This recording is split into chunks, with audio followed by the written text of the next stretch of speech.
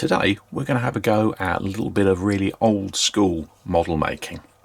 We're going to replace the smokebox dart on this loco. Now this is an old Hornby Great Western 101 body that I've had kicking around, and I've always had a bit of a soft spot for it. I thought this loco's been around a very long while, and in Hornby's 101st year perhaps it'd be fun to do something with it. Now, like a lot of older models, it has moulded on handrails and a moulded on smokebox dart, but replacing this isn't the worst job in the world.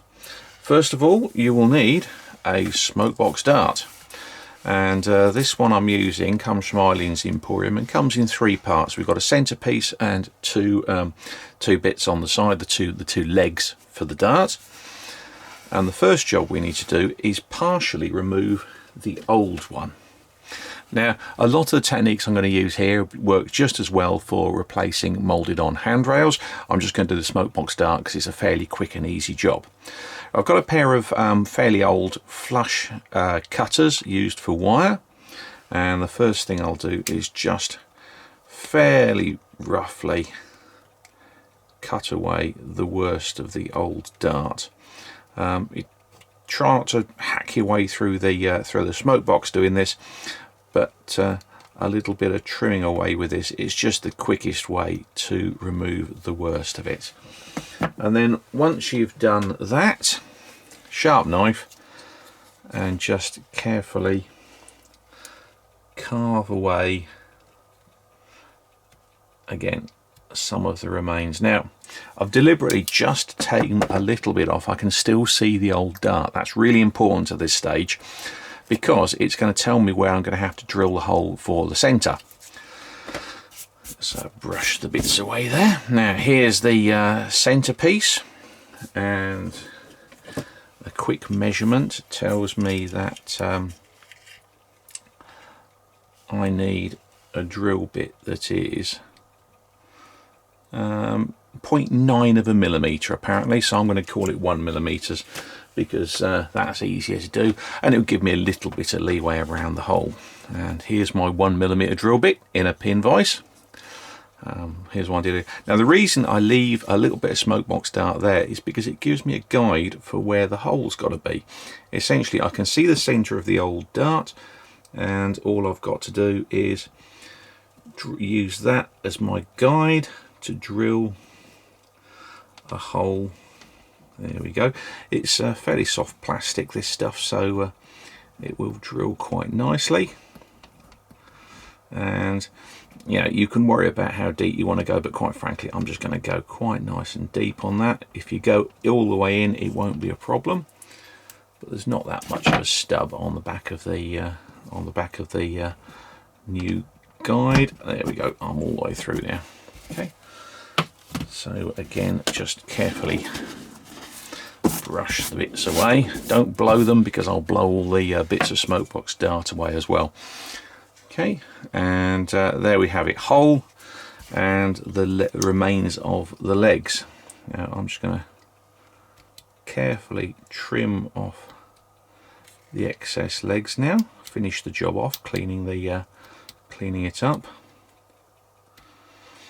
And if you take the knife at 90 degrees and scrape along it, you just get the final little bits of the legs and of the moulding. There we go. Right, there we go. Right, ready now for reassembly.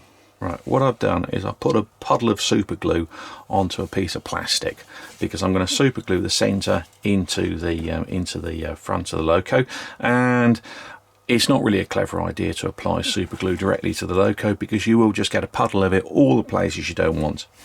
All I do is carefully just lightly dip the centre of the smokebox dart in there and place it into,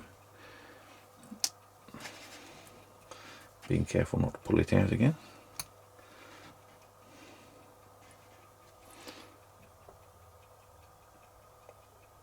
Place that into there and let it dry for a few moments. That should be dry now. Right, each of the little legs has a rounded end which has got a tiny little hole in the end of it, and so that needs to thread onto the the pin in the center.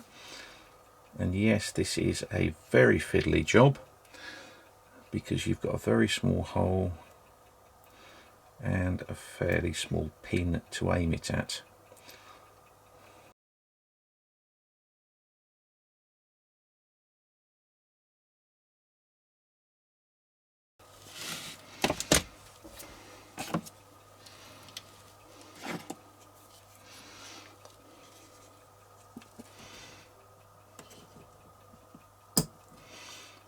There we go, there we go.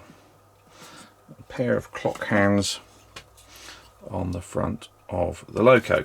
Now, a little bit of fixing with just a tiny amount of super glue, again just applied using the end of a screwdriver. Don't try and pour super glue onto the front of the loco. And then cut off the excess pin at the front, and also look at some photos. You may want to shorten the clock hands, but there you are. It's a fairly quick and simple job to replace. Same principle would work with the handrails. You'd scrape them off in exactly the same way and drill the holes for the handrail knobs. So there you are. I've already improved the face of this loco enormously, and all I've got to do is continue working over the rest of the body.